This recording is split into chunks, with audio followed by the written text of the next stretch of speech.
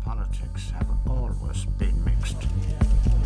We are sick of giving away everything. Fishing isn't done at sea anymore, it's done at tables in Brussels. Our stocks will collapse if they keep going like this.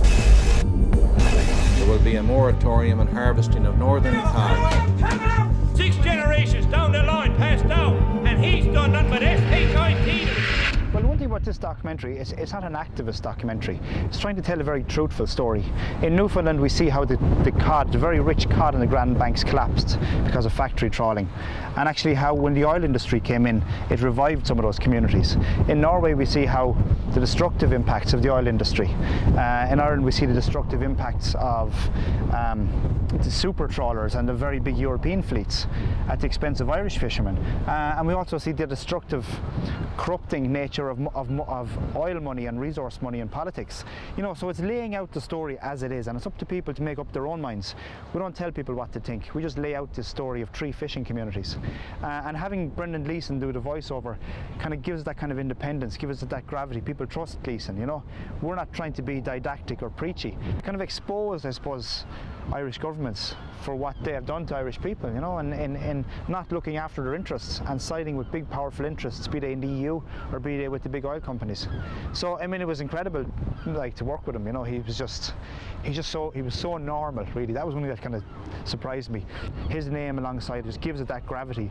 As an independent filmmaker, you often feel very isolated, but having something like Gleeson really opened doors in the media, distribution, and then of course he came out in the media swinging for the Atlantic, you know, and that was really great, because he put a few noses out of joint that should have been put out of joint, and you know, that's been really good for the film, because it is something that should get a debate going. You know, it should provoke discussion. That's what it's about. We've turned our backs on the ocean as a people, and it's time that we actually embraced it again and took control of our resources and the massive potential and possibilities that are out there. You see, things that happen offshore, they happen very far away, out of sight and out of mind. So it's not like things that happen, you know, on land. You can see it, you can document it. Stuff that happens 200 miles off the coast, you know, nobody knows about it. Be it overfishing or dumping fish at sea, exploration for oil and gas that's very damaging to fish stocks or whales. You know, so it's not just a political film, it's also an environmental film. Because, you know, if we do destroy the ocean and the stocks of fish and the whale populations, well then there's nothing there for anybody. So there's no point even talking about economics or politics. You know, it'll be gone and we won't get it back. Well, I actually started going through the official channels with broadcasters, film funds, things like that, and I couldn't get any support. And then we turned to crowdfunding, and with Funded.ie we raised over 56,000 in different crowdfunding drives, and then went back to the film funds and then got support.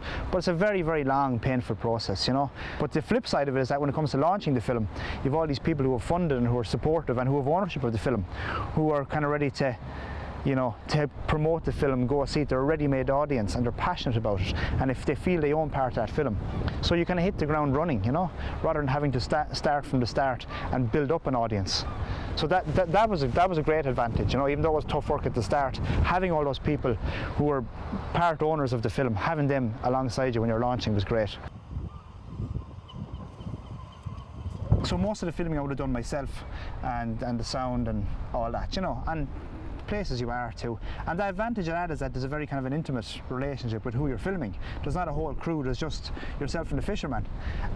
So that adds to the intimacy and the naturalness of the interactions.